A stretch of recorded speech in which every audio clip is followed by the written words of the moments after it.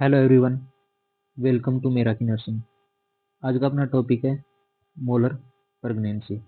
इसके नोट्स हमने अपने टेलीग्राम चैनल पे डाल दिए, वहाँ से जाकर आप डाउनलोड कर सकते हो। तो स्टार्ट करते हैं। सबसे पहले अपन बात करते हैं इसके इंट्रोडक्शन के बारे में।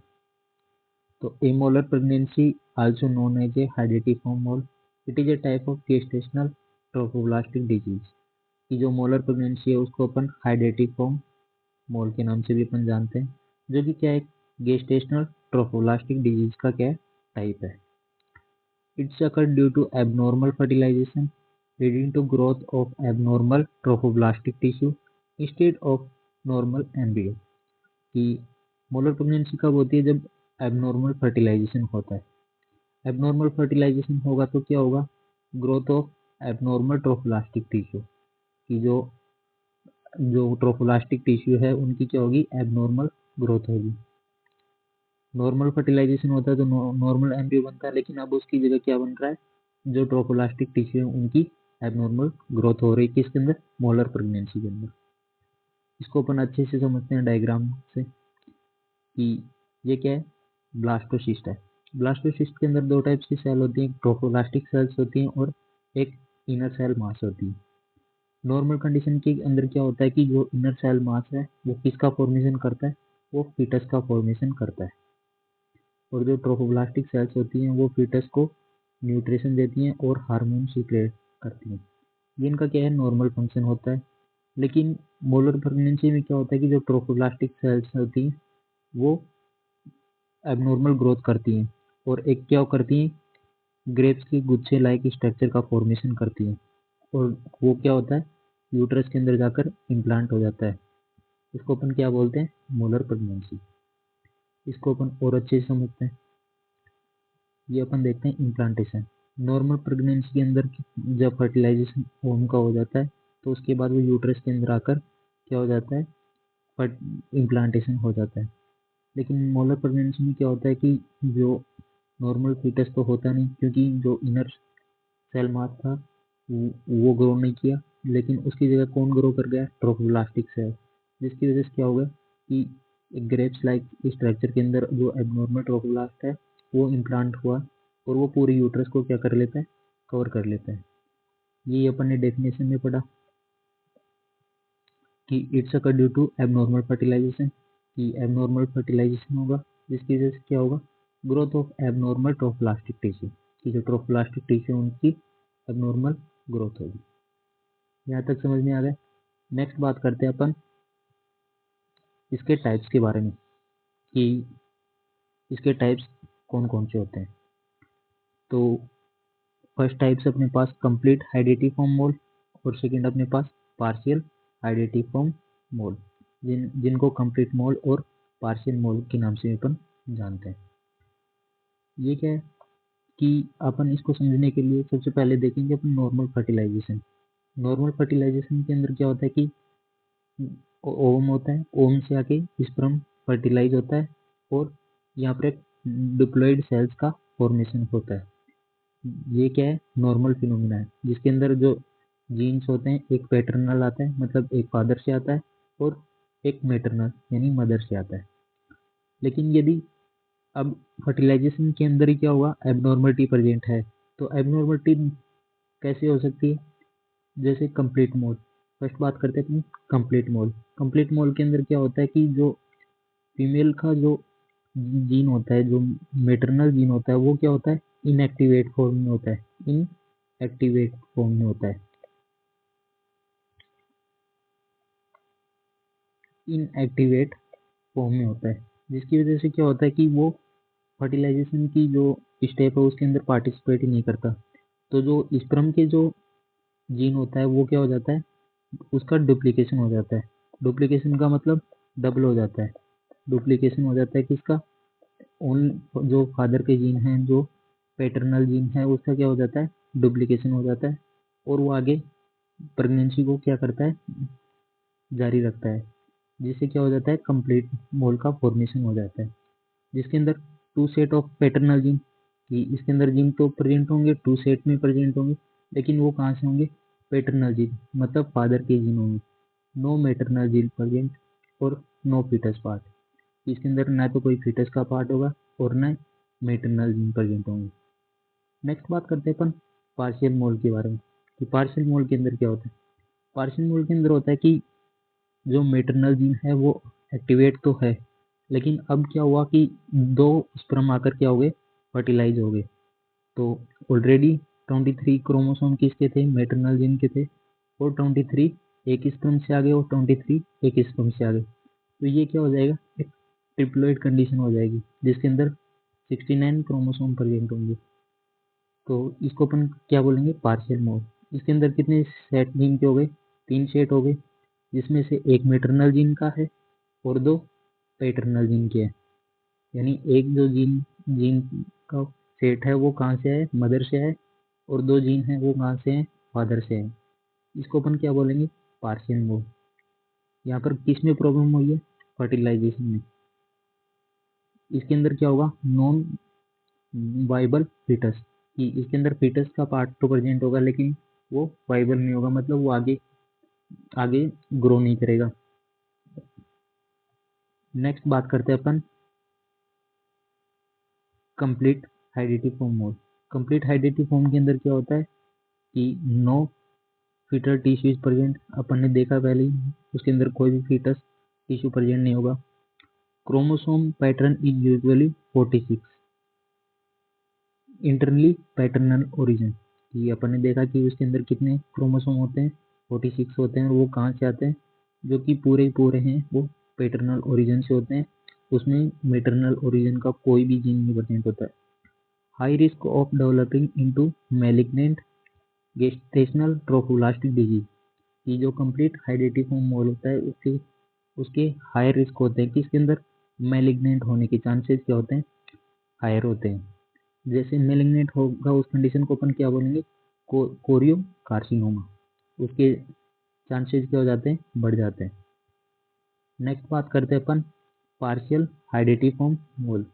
पार्शियल हाइडेटिव फॉर्म मोल के अंदर क्या होता है, सम फीटल टिश्यू में भी प्रेजेंट, कि इसके अंदर फीटल टिश्यू तो प्रेजेंट होगा, और जो क्रोमोसोमल पैटर्न होगा वो टिपिकली कौन सी होगी, ट्रिप्लोइड कंडीशन होगी। क्यों होगी, क्योंकि टू स्पर्म आकर एक ओवम से क्या हुए हैं, फर्टिलाइज हुए हैं, तो उसकी वजह से क्या होगी, ट्रिप्लोइड कंडीशन हो जाएगी जिसके अंदर 69 क्रोमोसोम प्रेजेंट होंगे। नेक्स्ट है lower risk of malignancy compare to complete mole, कि जो पार्शियल मोल होता है उसके अंदर जो मैलिग्नेंसी की जो रिस्क है वो कितनी होती है, कम होती है, किसके कंपेरिजन में, कंप्लीट मोल की कंपेरिजन में। यहाँ तक समझ में आ गया। नेक्स्ट बात करते हैं अपन इसके रिस्क फैक्टर के बारे में, कि मोलर प्रेगनेंसी के रिस्क फैक्टर क्या क्या होते हैं।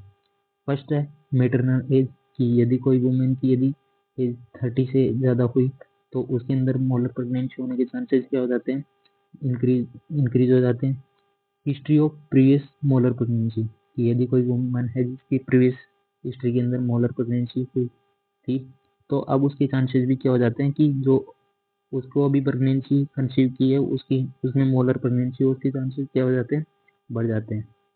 डाइट डेफिशिएंसी, यदि प्रेगनेंसी के दौरान लो कैरोटीन डाइट यूज करेगी तो उसमें भी मोलर प्रेगनेंसी के चांसेस क्या हो जाते हैं, इंक्रीज हो जाते हैं। और लास्ट अपने पास जेनेटिक फैक्टर, जेनेटिक फैक्टर भी क्या है, मोलर प्रेगनेंसी को इंक्रीज कर देता है। नेक्स्ट बात करते हैं अपन क्लिनिकल फीचर्स के बारे में, कि मोलर प्रेगनेंसी के क्लिनिकल फीचर्स क्या होते हैं।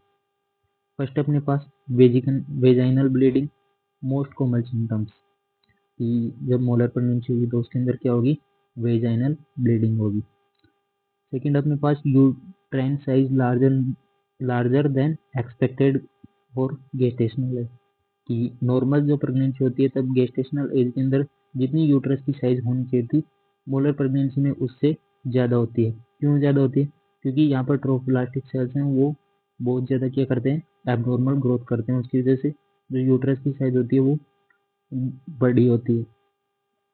नेक्स्ट है हाइपरमेसिव ग्रेविडम, जिसके अंदर क्या होता है, सीवियर नोजिया और वॉमिटिंग होती है वुमेन को। नेक्स्ट है passage of grapes like vesicles from the vagina, कि जो मोलर प्रेगनेंसी होती है उसके अंदर ग्रेप्स लाइकल वेसिकल्स जो एक्चुअल में क्या है, ट्रोफोब्लास्ट सेल होती है, वो वेजाइना के थ्रू एक्सपेल आउट होती हैं। नेक्स्ट है high level of serum beta HCG. ये ट्रोफोब्लास्टिक सेल्स बढ़ेंगे तो वो किसका सीक्रेशन करती हैं, एचसीजी का सीक्रेशन करती हैं। तो मोलर प्रेगनेंसी में नॉर्मल प्रेगनेंसी से ज़्यादा क्या होता है, एचसीजी मिलता है। नेक्स्ट बात करते हैं अपन इसके डायग्नोसिस के बारे में कि मोलर प्रेगनेंसी का अपन डायग्नोसिस कैसे करेंगे। तो फर्स्ट अपने पास होता है अल्ट्रासाउंड। अल्ट्रासाउंड में क्या होता है कि यदि कंप्लीट मोल प्रेजेंट है तो snowstorm appearance with no fetal part, कि जब अपन कंप्लीट मोल यदि प्रेजेंट है तो उसका अपन अल्ट्रासाउंड करेंगे तो अपन को स्नोस्टॉर्म लाइक अपीयरेंस दिखाई देगा यूएससी के अंदर, जिसके अंदर कोई भी फीटस पार्ट नहीं प्रेजेंट होगा। लेकिन यदि पार्शियल मोल है तो उसके अंदर फीटल पार्ट में भी seen with cystic placental change. लेकिन यदि पार्शियल मोल है तो उसके अंदर फीटस पार्ट तो दिखाई देगा, लेकिन उसके अंदर क्या चेंजेज होंगे, सिस्टिक प्लेसेंटल चेंजेज अपन को दिखाई देंगे इसके अंदर, यूएससी के अंदर। सेकेंड है कि मोलर प्रेगनेंसी का डायग्नोसिस किससे कर सकते हैं, सीरम बीटा एचसीजी, जिसके अंदर क्या होता है कि नॉर्मल प्रेगनेंसी के अंदर जो जितना एचसीजी तो होता है उससे level are significantly higher than normal pregnancy, कि जो बीटा एचसीजी लेवल है वो क्या मिलते हैं, हायर मिलते हैं किसके अंदर, मोलर प्रेगनेंसी के अंदर।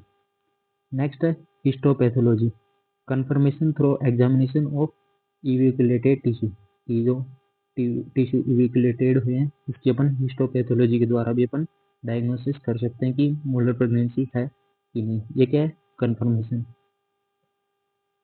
नेक्स्ट अपन देखते हैं इसके मैनेजमेंट के बारे में कि मोलर प्रेगनेंसी का अपन मैनेजमेंट कैसे करेंगे। फर्स्ट अपने पास suction evacuation, primary treatment for molar pregnancy, कि मोलर प्रेगनेंसी का ट्रीटमेंट प्राइमरी क्या होता है, सक्शन इवेक्यूलेशन, की जो भी पार्ट है ट्रोफोब्लास्टिक उसको अपन इवेक्यूलेट कर दें। परफॉर्म अंडर अल्ट्रासाउंड गाइडेंस, कि जिसको अपन सक्शन इवेक्यूलेशन करेंगे तो वो अल्ट्रासाउंड की गाइडेंस के अंडर करेंगे। नेक्स्ट स्टेप होगी अपने पास follow up, regular monitor of beta HCG level until they normalize, कि जब तक बीटा एचसीजी लेवल है वो नॉर्मल नहीं हो जाता तब तक अपन उसको क्या करेंगे, फॉलो करेंगे। कब तक करेंगे, लगभग 6 से 12 मंथ तक।